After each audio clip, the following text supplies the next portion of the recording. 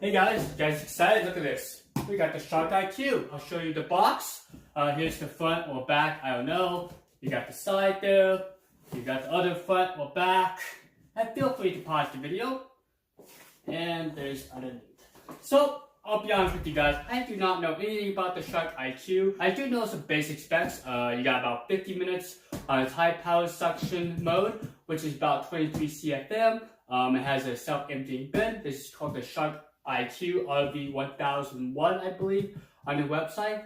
This guy goes for about $550 retail, but on the website they have like a $120 promotion, so this guy was like $450, which isn't a bad deal because the competitor is the Roomba, which is the Roomba S9. The Plus is about $1,300, and the i7 is about what is that, $1,000 or some change.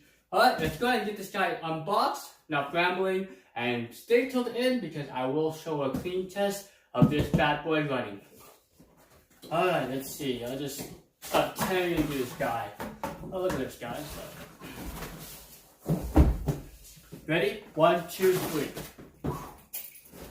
Alright, so if you see my Roomba S9 video, you saw a gigantic box. Well, this thing's about half the size. You got a little flappy thing, wears a hat. Oh man, I'm so cool. I don't know what that is. You got a nice instruction manual where you can download the app with the QR code. Very nice. And look at this, guys. Instruction manuals. So read that. You got this thing. I have no clue. Frisbee. Alright, let's toss this as well.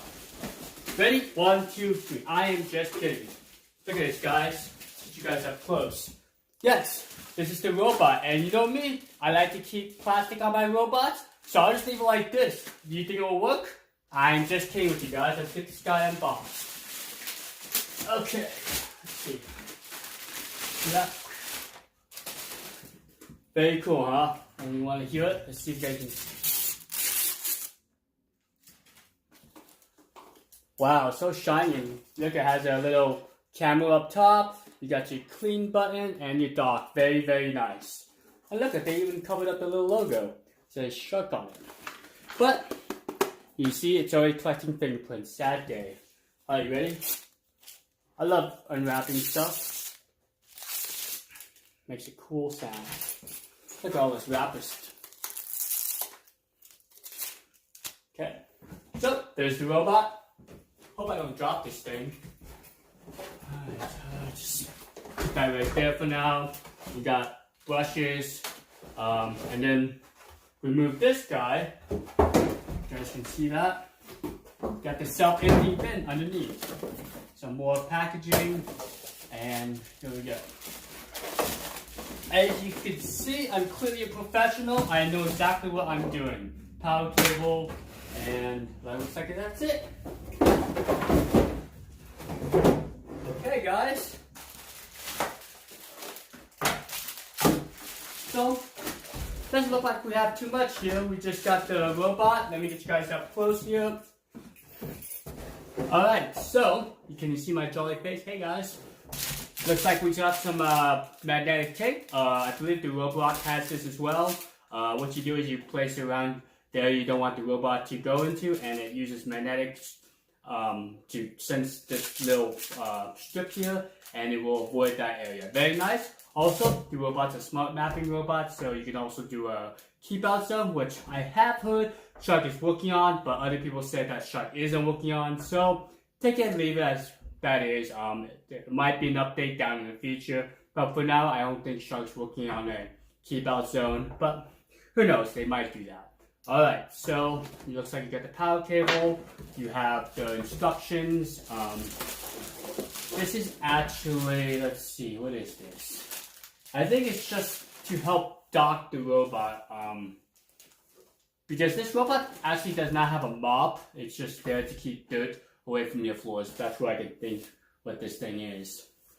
Okay, and then you got the robot, very nice. I think it's a little bit smaller than a Roomba. I will grab a Roomba here and compare it. And then here's the self-emptying bin. And it has more plastic wrap on it. Very nice. Yeah. And you can wrap up your cords here. Let me try to pull this off for you guys. Looks like this thing's gonna fall apart. Okay. Yeah, for that. See, look at that, guys. You just wrap the cord right there. Very nice, convenient feature. And I think you just press the top button up here. See that? And it should just lift off. Yeah, there you go. See that? Very cool. This is the actual bin, I believe. You can sell. This is a bagless system, which is surprising. The Roombas have a bag system. Because, like I said, I don't know anything about the Shark. This is my very first Shark robot I've owned. A lot of these Shark products were random navigating, and then within a year they actually started adding the camera system here. So we'll see how well it compares to the Roomba. But hold on, let me go grab my Roomba robots. Okay guys, can you see me? You can clearly see that the Roomba i7 self-emptying bin is taller. It's not as long, like the docking part there. It's definitely shorter. Let's see. This is definitely a wider base here. And then to get the bag, you just lift from the top. Got your little bag there, and then from here, you just kind of lift up. Just from right off the bat, I like this system a little better because it's easier just to lift up and put back down. Where this, you lift up and take the bag out. They both have navigation cameras there. They got a clean button, and this has a dock button here for the Shark, but this also has a spot clean button right there. So that's one thing that the Roomba i7 has. Also, you got a little carrying handle right here. Alright, let me show you guys the actual robots. Comparison of the two robots here. This is like a direct comparator. Also, the Roomba S9 is a comparator since it has the self-emptying bin. But you can clearly see this has a dual extractor design, has a single side brush, where this actually has two side brushes. And let me show you that. So here are the side brushes here. And I believe that there's actual patent on these guys. So he knows it's just a single arm, where a lot of them have 3 or 5 arms. So you should just snap in here. Yep, they clip in. There's no screw or anything. It's just, I guess, a clip. I don't think it's magnetic. It just kind of snaps in there. And then there's the other one. So we'll see how well this single arm side brush does. But I would say that it probably won't scatter debris like on the Roomba i7. They both have front wheel casters. They both have cliff sensors. This guy has 4. This guy has 4 as well. The bins are actually in the back on both of the robots. One thing to note is the charging contacts for the Roomba i7's up front. So the robot will dock forward, where this guy docks in the rear. So the charging contacts are towards the back of the robot. So that's just a brief overview of the robot. And also on the Roombas, you have an optical flow sensor. And let me show you the unique brush here. One thing that Shark advertises is it has a self-cleaning brush, means that there's no tangled hairs. So what I will do is I will order some hair on Amazon and see how well this anti-tangle brush does. But that's one thing they advertises the Shark does really well with pet hair.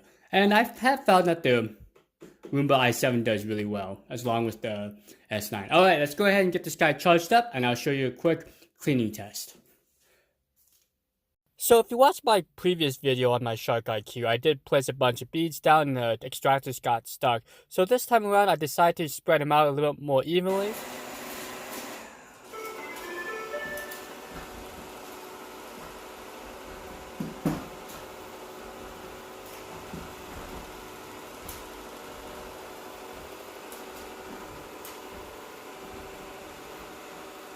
Now, I read what that meant is evacuate and resume.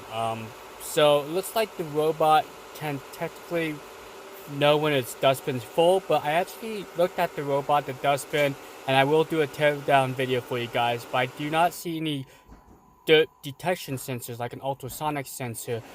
Maybe it's inside the robot near the vacuum motor that I can't see of, but just from looking at it, I do not see one, so I don't know how this feature works.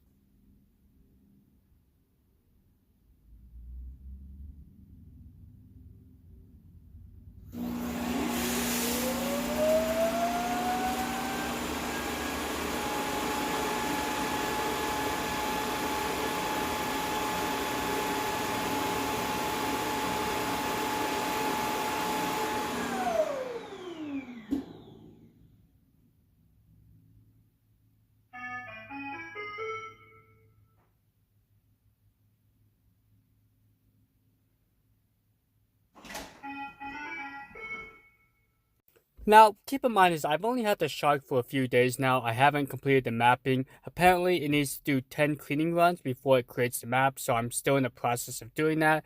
And I do apologize if this test is a little extreme. Yes, it's a lot of plastic beads, but I like to stress test my robots just to make sure that they can technically clean a very dirty house.